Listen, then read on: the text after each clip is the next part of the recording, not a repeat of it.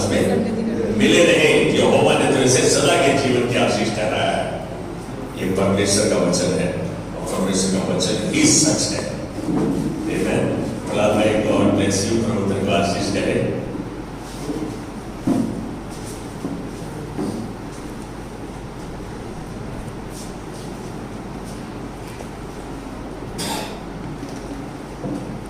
Hallelujah. Can we से hallelujah? Hallelujah का अर्थ है प्रभु की स्तुति हो।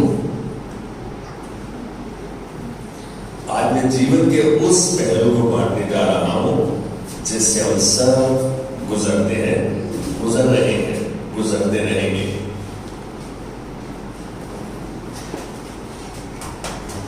कुछ अजीब सा है लेकिन सच तो यही है।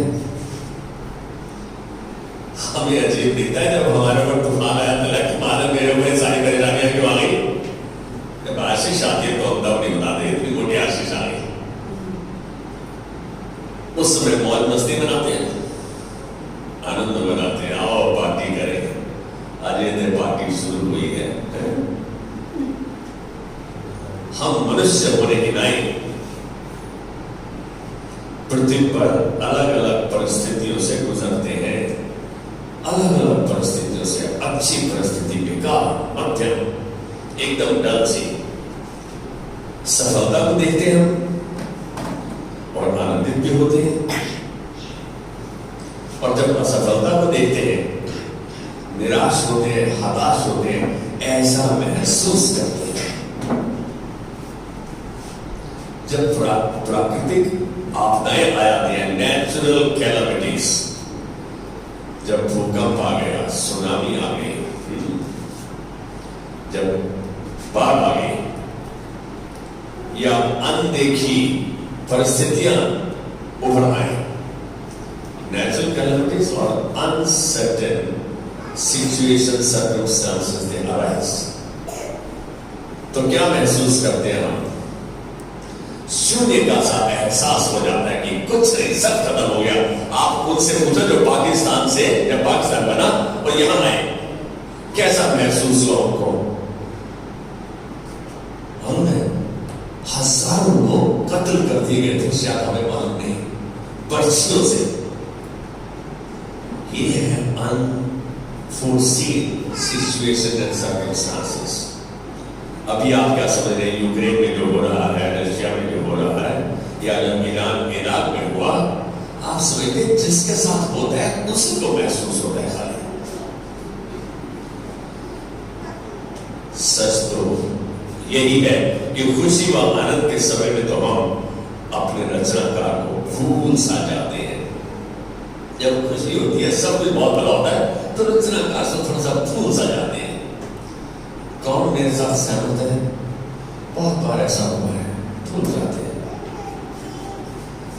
और अपनी सफलता का जश्न मनाते हुए घमंड में भूले नहीं समाते। बातों में ताकत होनी चाहिए, दिमाग होना चाहिए, हैं? सब सारे संसार को जीत सकते हो। मैं आज नाम नहीं लूंगा, हमारे रिश्तेदारी में एक शख्स है, अपनी शादी के समय पर उसने ऐसे शब्दों का प्रयोग किया। हम ये नहीं जानते कि बुढ़ापा भी आएगा, बीमारियां भी आएगी, परेशानियां भी आएगी, आप उसको संभाल नहीं पाएंगे। किस बात का घमंड कर रहे हैं? परमेश्वर हमें अपनी सफलता पर, अपने धन संपत्ति पर, अपने बच्चों पर, अपने आप पर घमंड करने के लिए नहीं कहता। कहता घमंड करे तो केवल एक बात पर कि मैं परमेश्वर को जानता हूं और समझता हूं। क्या इस बात पर हम घमंड करते हैं?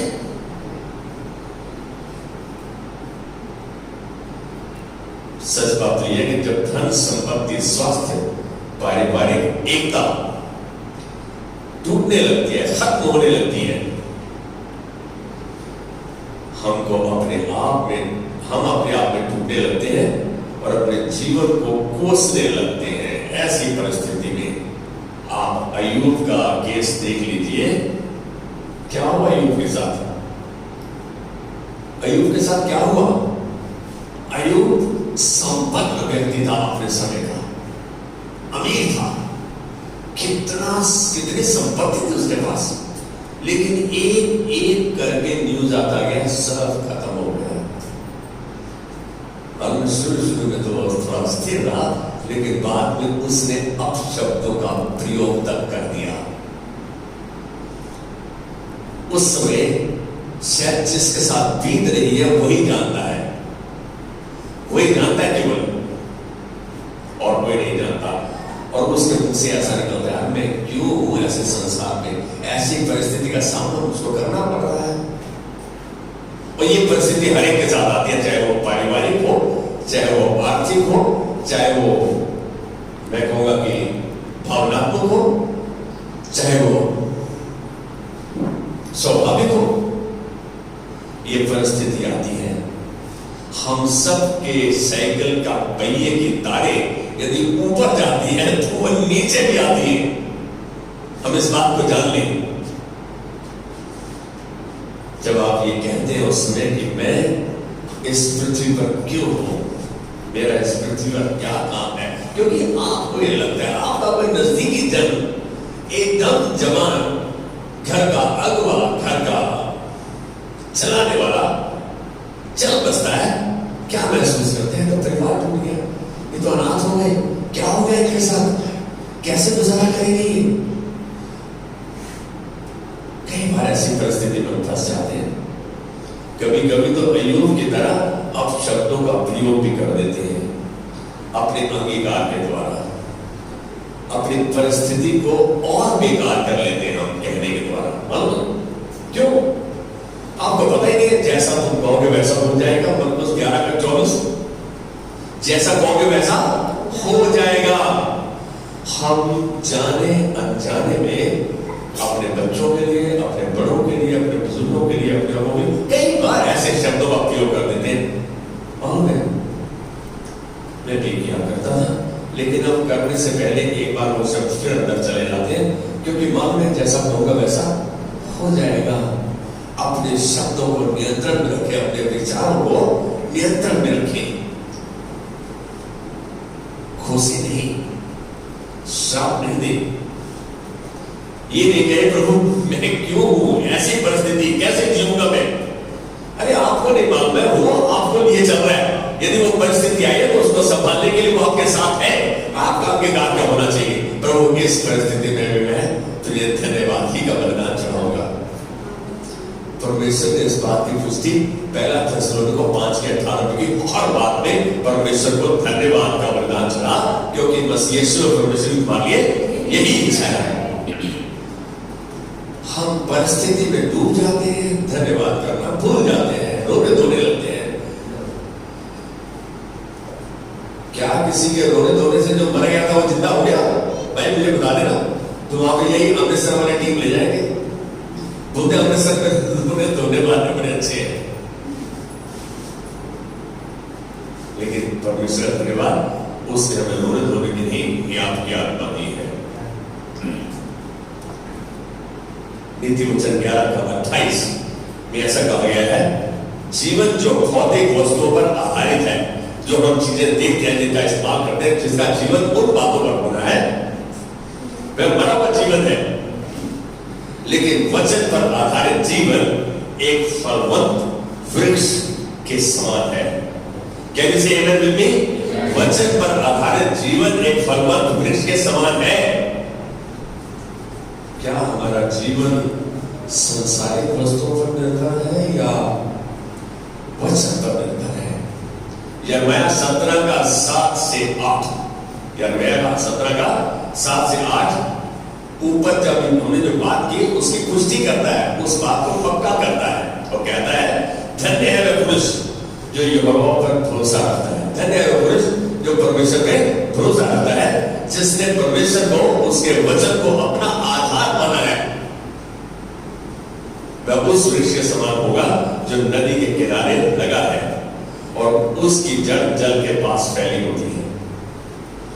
जब धूप होगी तब उसको न लगेगी, उसके पत्ते हरे रहेंगे और सूखे वृक्ष में भी उनके विषय में कुछ चिंता न होगी, वो फलवंत रहेगा, क्योंकि वृक्ष तब भी फलवंत रहेगा।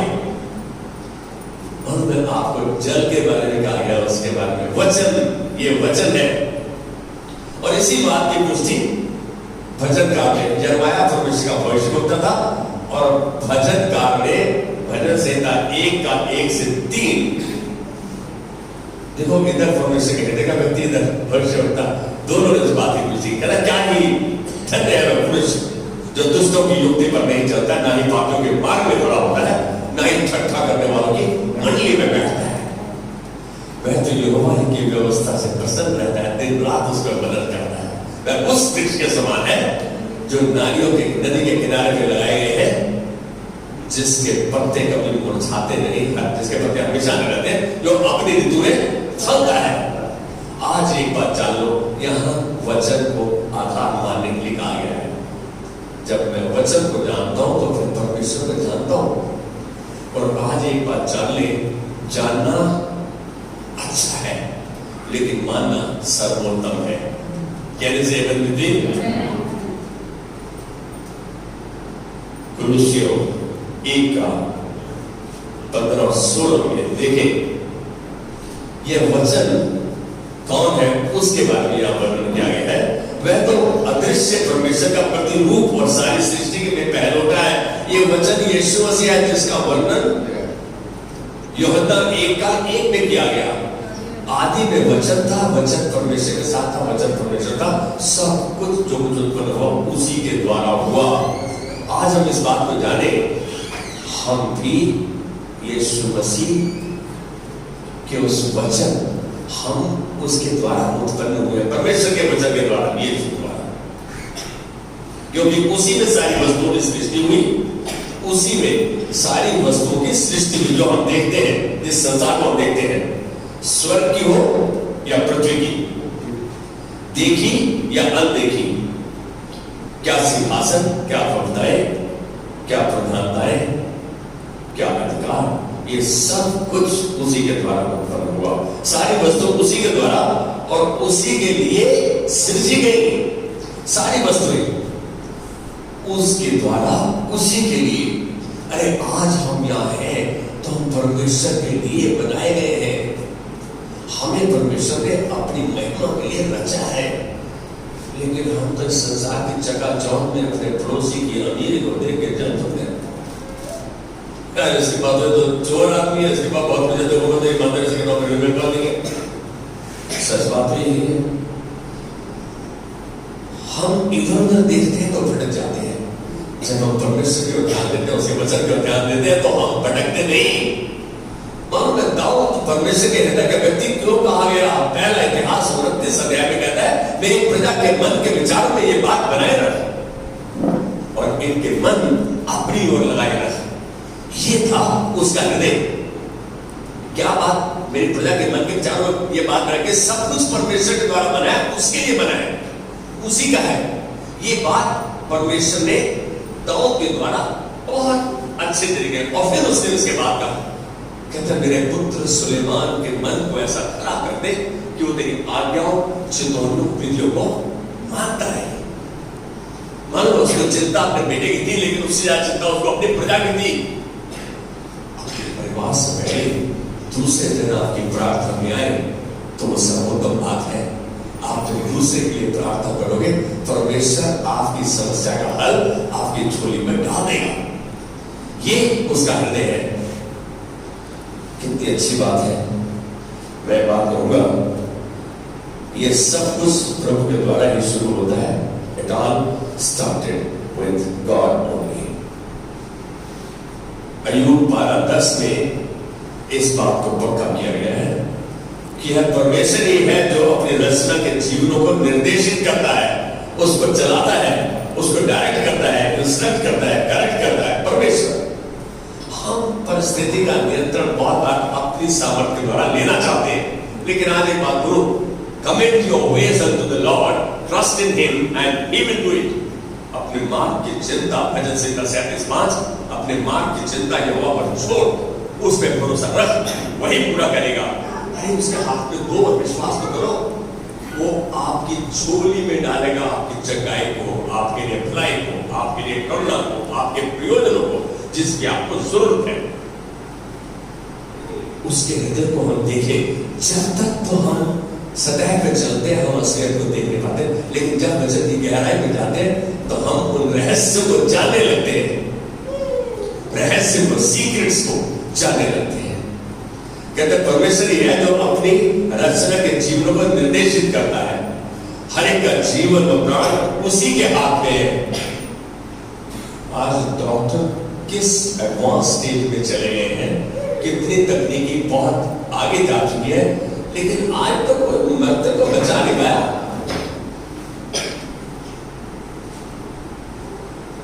क्यों? परमेश्वर के द्वारा साइंस की जो रिसर्च है उसकी रचना हुई, लेकिन जीवन मृत्यु उसके हाथ में है। जानो सब कुछ उसी के द्वारा और उसी के लिए बना है। ये अय्यूब 12:10 में बोलता है, और जीवन और मृत्यु की सारी सामर्थ उसी के पास है। फिर मैं उससे अपना रिश्ता क्यों नहीं बनाऊं? मेरा रिश्ता संबंध उसके साथ मजबूत क्यों ना हो?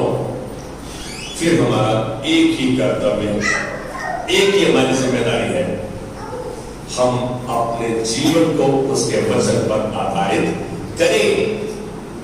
मेरी बात समझ रहे हैं? आपको ऐसे अंगीकार की आवश्यकता नहीं पड़ेगी, यार मैं क्यों हूं इस संसार में, क्या काम है मेरा, मैं क्यों हूं यहां। नहीं, जब आपके पास आपका आधार प्रभु का वचन है तो उसके फायदे आपके लिए हैं, उसका हर वादा मसीह यीशु में हाँ और आमीन है। कैन से आमीन? हम इस बात को सच्चाई में जाने, अन्यथा हम जीवन को नहीं वरन मृत्यु ही की ओर बढ़ रहे हैं। यदि हमारा वचन आधार नहीं है तो हम किस पर बढ़ रहे हैं? मृत्यु की ओर। अब बोलो जी मैं तो जवान हूं, मेरे तो आपको मालूम नहीं कितनी ताकत है। बिल्कुल सही बात है। रोमियो 8:6 देख ले, शरीर पर मन लगाना तो मृत्यु है, शरीर पर मन लगाना तो मृत्यु है, परंतु आत्मा पर मन लगाना जीवन और शांति है। यूहन्ना 6:63 में यीशु मसीह अपने चेलों से बात कर रहे हैं, कह रहे हैं कि जो मैं बातें तुमसे कह रहा हूं ना वो आत्मा है, जो मैं वचन तुमसे बोल रहा हूं वो आत्मा है। ध्यान से देखें, तुम शरीर पर ही तो मन लगा रहे हैं। मेरी बात को सुनिए, हम शरीर पर ही तो मन लगा रहे हैं। शाम को दाल में बेकार से बोल गए, अरे यार क्या बेकार दाल बना दूंगा। हमने बेकार से दाल धन्यवाद करके खाई है, तो उनको धन्यवाद दिया। यार शाम को थके टूटे आते हैं, आज का खाना बना दो तो क्या काम चलेगा। हमने जो मिला उसके लिए धन्यवाद नहीं, हम परमेश्वर को पूछ रहे प्रभु कैसी बीवी दे दी, कैसे विकास से बच्चे दे दिए, खाना भी नहीं पूछते, सवेरे चाय भी नहीं पूछता, सवेरे चाय नहीं पूछे, कैसा लगेगा? मैं बताऊं उस समय क्या प्रभु के धन्यवाद का समय नहीं है आपके पास? क्या प्रभु आज यदि चाय नहीं मिली तो तुम मेरी देह के बारे में कुछ और मजबूती के लिए कर रहा है, मैं धन्यवाद की भेंट चढ़ाता हूं तुझको। अरे वो समय को अपने हाथ में ले ले, परमेश्वर को धन्यवाद ही का बलिदान चढ़ा और परम प्रधान की अपनी मन्नतें पूरी कर। भजन संहिता 50:14 फिर कहता है यदि कोई ऐसी परिस्थिति आया तेरे से मान लायक नहीं है, कहता है 50:15 में संकट के दिन में मुझे पुकार, मैं तुझे सुनाऊंगा, तू मेरी महिमा करने पाएगा। पर ईश्वर के हृदय को देखो तो सही, उस गहराई तक तो जाओ, उसका बात मानो, कहे पर चलो। हम प्राकृतिक चीजों की ओर दृष्टि करते हैं जिससे हमारा आत्मिक चीजों पर ध्यान भटक जाता है, हट जाता है। आज आवश्यकता है तो हम अपने जीवन को उसकी आत्मा के द्वारा, उसकी आत्मा पर, उसके वचन पर आधारित करें। कुछ भी क्यों नहीं हो रहा उसके लिए धन्यवाद दें। सब बातें उसी के द्वारा हो रही है और सब बातें उसी के लिए है, फिर हमारी चिंता क्यों? हाँ, एक बात जरूर ध्यान रखें, तो वो चाहता है कि हम उसकी आत्मा को वचन का मन लगाएं ताकि हम खुले में आजाद जीवन जी सके, जिसका जीवन वचन पर आधारित है वो खुले में जीवन जिएगा।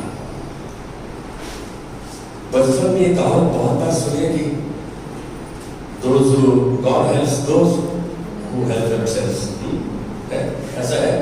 परमेश्वर की मदद करता है तो अपनी मदद खुद करते हैं। क्या ये बात सत्य है? मैं आज दूसरा चाहता हूँ, कोई बुद्धिमान व्यक्ति बोले, नहीं तो मेरे को बोलते मेरे जैसा तो बोलेगा गॉड हेल्प्स दोस्त, परमेश्वर उनकी मदद करता है जो अपनी मदद खुद करते हैं। क्या ये सच है? प्रहलाद कह रहा है सच है। मैं समझता हूँ गलत है, बहुत बार सुनी गई, लेकिन ठीक भी नहीं है। ये बात सच नहीं है। यीशु का वचन तो इस बात के विपरीत है। Self help is no help, self sacrifice is the only way. अपनी मदद कोई मदद नहीं, आत्म बलिदान ही एक तरीका है। आत्म बलिदान समर्पण ही एक तरीका है। ये बात शायद हमें बहुत समझ नहीं करे, लेकिन सच यही है।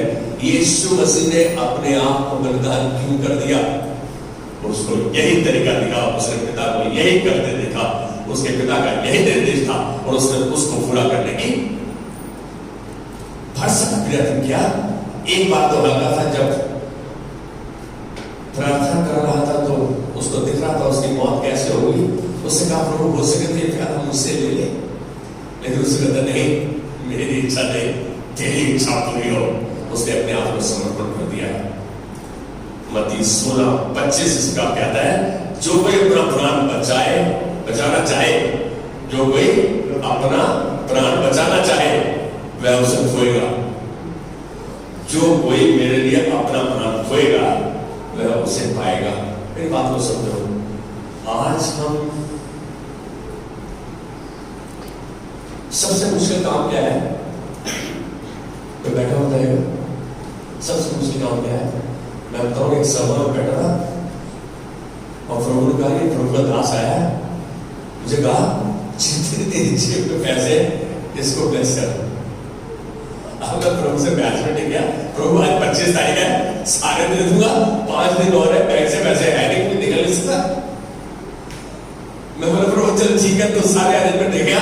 मैं रास्ते में मेरा स्कूटर पंचर हो गया तो मेरे 20 रुपए रख लिए पंचर के लिए, जितने थे बाकी उस पर अपने दास को आशीष किया। मानो किसी शख्स ने अपनी दवा के लिए पैसे लिए और 6 महीने तक उसने बात नहीं बोली। अगले दिन आके अगले संडे को 2000 रुपये मेरी जेब में आके बोलता है मेरे को माफ नहीं करेगा, मैंने बहुत लेट कर दिया। प्रभु बोलता मुझको तेरा ख्याल है, जब मैं कहता हूं तो करना क्यों नहीं, पूरी बात को नहीं मानता।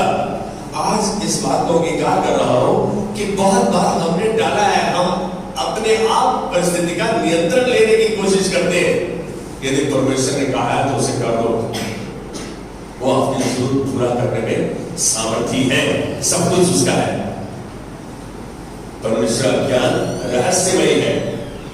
परमेश्वर के बारे में जो नॉलेज है, जो विजडम है, बहुत सीक्रेटिव है। गहराई में उसके मकसदों को पाया जाता है। गहराई में मानो मैं एक ही वचन मैंने 50 बार पढ़ा तो मुझे नहीं दिखा, लेकिन जब 51वें बार पढ़ रहा हूं तो मुझे उसका अर्थ ही और निकल के आ रहा है। जितना प्रभु को खोजोगे प्रभु अपने रहस्य को तुम पर दर्शाएगा। कौन है जो यहोवा का भय मानता है? यहोवा उसको उसी मार्ग में जिससे वह प्रसन्न होता चलाएगा। क्या लगे हमने तो आज आश्वास विश्वास दे दिया, अभी तो मैं परमेश्वर ने हाथ नहीं बोल रहा। कौन है जो यहोवा का भय मानता है, लगातार मानता रहता है? कहता वह कुशल से टिका रहेगा और उसका वंश पृथ्वी का अधिकारी रहेगा। परमेश्वर अपने रहस्यों को, सीक्रेट्स को उन पर प्रदर्शित करेगा। ये उसके क्या है जो उससे प्यार करते हैं, जो उसका कहा मानते हैं। मेरी बात को ध्यान से समझना इस बात को। क्या सच में कहा मानते हो या शक करते हो, या अपने ही परेशानियों में डूबे हुए रोते धोते रहते हो? तो आप रोज तो परमेश्वर में विश्वास नहीं कर रहे, साफ बात है। आप इसे यूं ही स्नेह पर नहीं पा सकते। परमेश्वर के रहस्य को just you can not find it on the surface. आपने कभी समुद्र में गए हैं? कौन गया समुद्र में? समुद्र में जाओ तो पानी ऐसे दिख रहा है, लेकिन अंदर से करंट्स उसके अपोजिट डायरेक्शन में है। हमें पता है कि the underwater currents are contrary to what it looks on the surface। जो स्नेह पर दिख रहा है वो नीचे नहीं है।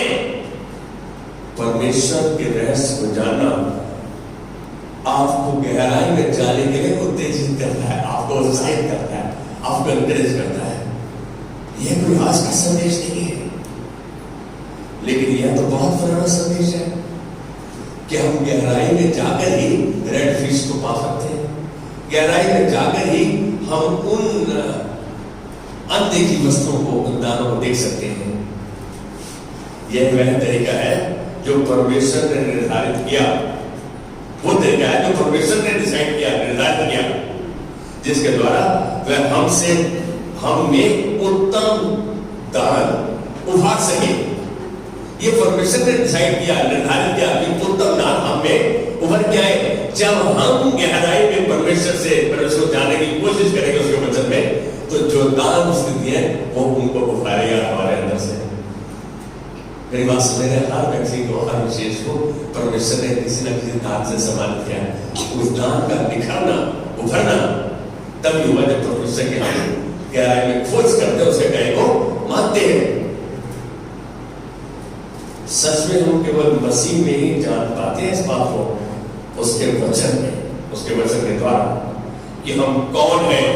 यदि आप सच में अपनी पहचान खो बैठे तो वचन में देखो आप कौन हो, आप एकदम ठीक हो जाओगे। अरे प्रभु, मैं तो जीवन से बढ़कर हूं, मैं तो परमेश्वर का पुत्र हूं, मैं सब कुछ कर सकता हूं, मैं क्योंकि मैं मसीह में हूं, मसीह यीशु में मैं सब कुछ कर सकता हूं, मुझे सामर्थ देता है। तो आपकी कमजोरी आपकी सामर्थ बन जाती है वचन के द्वारा। हमें इस बात को जानना आवश्यक है, आवश्यक है।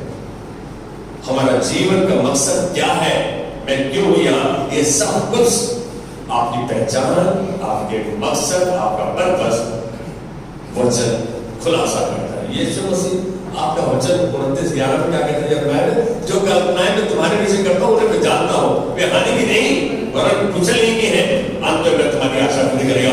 मेरे को होगा और किसी स्थान में ऐसी बात कही गई हो, परमेश्वर कह रहा है, वो किससे कह रहा है, मेरे को कह रहा है, आज रिंकू से कह रहा है, प्रहलाद से कह रहा है, गनु से कह रहा है, अक्षय से कह रहा है, सोमा से कह रहा है, हम सबसे बात कर रहा है कि जो कल्पनाएं में, जो प्लान मेरे पास है, जो योजनाएं मेरे पास है, वो हानि की नहीं है, कुशल ही की है, अंत में तुम्हारी आशा पूरी करेगा।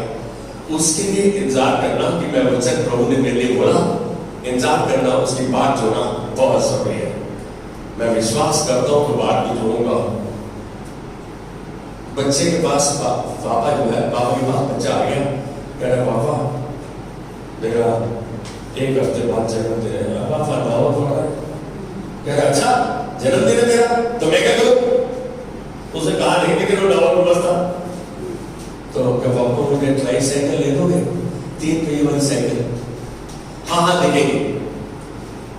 अब पापा ने तो बात को डाला, लेकिन वो बच्चा आया, पापा के आप पूछी लेके क्या कि पापा चला गया वहां। इसने तो होश उड़ गए, मैंने तो उसको हाँ पूरी हाँ भी नहीं बोली होगी, हाँ समझ के चला गया। बीवी को बुलाता है, अरे इसका विश्वास नहीं, हमारे पास पैसे नहीं है, चाहे तू सोने की मुंदरी भेज, कुछ भेज, इसको ट्राईसाइकिल लेके देंगे। और अब स्वर्गीय पिता भी इसी बात को देख रहा है, हम कितना विश्वास करते हैं उस पर, कितना हम उसकी बात सुनते हैं, कितना अंगीकार हमारा वचन पर आधारित है। हम कभी ऐसी बात हमारे मुख से नहीं निकलेगी, मैं इस संसार में क्यों हूं, मेरा क्या मकसद है, क्यों हूं यहां में।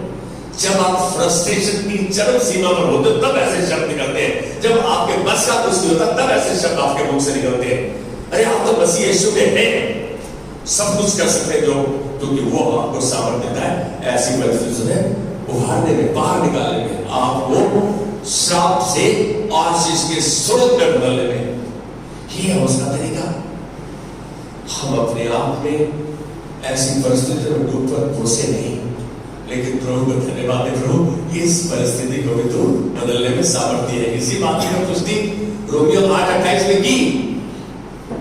And we know all things work together for good to them that love God. मैं जानता हूं कि सब बातें मिलकर भलाई ही को उत्पन्न करते हैं उनके लिए जो परमेश्वर से प्रेम करते हैं और उसके मकसद के अनुसार बुलाए गए हैं। आज हम सब we are not here by accident, हम आकस्मिक नहीं यहाँ, हम परमेश्वर की योजना के तहत यहाँ हैं और परमेश्वर की योजना उसके बच्चों को उत्तम दान को उभारना, ये उसका कहते हैं। सच में केवल मसीह में ही हम ये सब जान पाते हैं कि हम कौन हैं, हमारा मकसद क्या है। बहुत पहले जब हम मसीह के बारे में सुना हमने, और हमें क्या हुआ, आशा बनी। जब हमने यीशु मसीह के बारे में सुना, उसके वचन पर हमें आशा बनी। मसीह की आंखें हम पर पहले ही से लगी थी। जब हमने वो वचन सुना, उससे पहले से उसकी आंखें लगी हुई है हमारी। आप वचन बता सकते हैं, यिर्मयाह 1:5 बोलता है ना, तेरी मां के गर्भ में आप तो परिस्थिति को देखकर बात कर रहे हो, परमेश्वर आपके पैदा होने से पहले से बात कर रहा है कि तेरी मां के गर्भ में नस्ल से पहले मैंने तुझ पर चित्त लगाया और उत्पन्न होने से पहले तेरा अभिषेक किया। यू आर अनॉइंटेड वन, आप अभिषेक जन है। इस बात को जाने। मालूम है, आज एक रहस्य बताओ, मेरे यहां पर कुछ दिन से दर्द है। यहाँ पे आज वर्षिप चल रही थी, मैं बैठा हुआ था। मैंने प्रभु से जब प्रभु भोज ले रहे मतलब जब मैंने तेरे प्रभु भोज में हिस्सा ले लिया, तेरे महासव लोक में सहभागी हो गया, तो मैं चंगा हो गया। No, nothing can stop you. कोई चीज आपको नहीं रोक सकती उसकी ओर से, स्वर्गीय भंडारों से चंगाई को लेना है, आपकी जरूरत को पूरा पाना है। अरे वो करने के लिए तैयार है। क्या आप तैयार हैं? क्या आपका अंगीकार, क्या आपका विश्वास, क्या आपका चलन वैसा है? मसीह की आंखें हम पर पहले ही से लगी थी। हमारे लिए उसके पास योजना थी, हमारे उस महिमा युक्त जीवन के लिए उसके संपूर्ण उद्देश्य का हम हिस्सा है। उसके संपूर्ण उद्देश्य का हर एक चीज में, हर एक के लिए। आज एक बात जान लो, हम जब वचन पढ़ रहे थे तो कहना सब कुछ उसके लिए बनाया, उसने बनाया, अपने लिए बनाया, अपनी महिमा के लिए बनाया, अपने मकसद को। तो आप और हम भी उसके मकसद के हिस्से हैं। कैन यू से आमेन विद मी?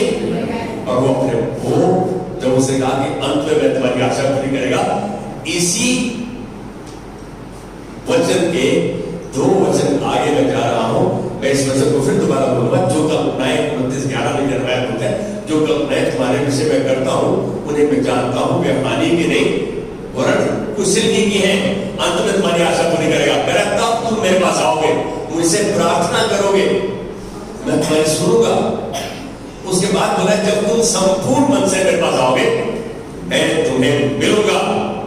ये परमेश्वर का वादा है।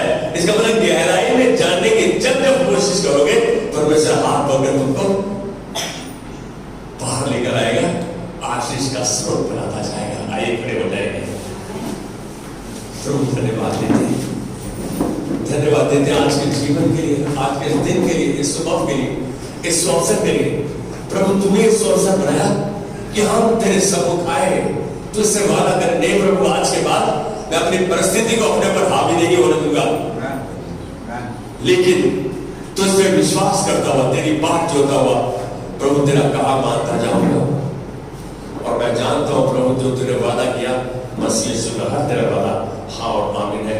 आज तेरा दास इस परिवार पे आशीष के वचन को बोलता है, यीशु नाम में इन्हें आशीष करता है। अच्छा स्वास्थ्य दिखाइयो सब जो तुम तेरे अगुवाई प्रभु, ये तेरे वचन के खोजी नहीं, ये विनती धन्यवाद के साथ तेरे हाथ में देते हुए तेरे अनुग्रह अभिषेक से अगुवाई को ग्रहण करते हैं। आदर महिमा प्रशंसा तुझको देते हैं यीशु मसीह के नाम में। आप खड़े रहे। 2 बच्चों का जन्म मेरे आज, एक तो एंजल, ये देख रहे होंगे सेल में सितारे वाली उतरी, और एक सतीश का जन्मदिन है। आइए आंखें बंद करके अपने हाथ को खींचेंगे, इनके उठाएंगे। प्रभु धन्यवाद इन दोनों बच्चों के लिए। प्रभु तूने अपने परिवार में, इस कलीसिया में इन दोनों बच्चों को रखा है इसलिए कि प्रभु ये आशीष का स्रोत बने, आशीष के कारण बने। नया वर्ष इनके लिए मंगल में, शांति में और आनंद में हो। जहां जहां ये हाथ लगाए वहां वहां तेरी महिमा को देखे और तेरी महिमा को चले। इनके लिए प्रभु आज जो मांगा विश्वास में ग्रहण करते हुए आदर महिमा प्रशंसा तुझको देते हैं। पितृ स्मृति का हमारे मुख से निकलने से पहले सुन लिया है यीशु मसीह के नाम में, आमेन आमेन। अब हमारे पिता का प्रेम, यीशु मसीह का अनुग्रह और पवित्र आत्मा की सहभागिता जो से हमारे अंदर जोड़ी अनंत काल हमारे साथ बने रहे। Amen, Amen. God bless you. प्रभु बहुत आशीष करे आपके लिए।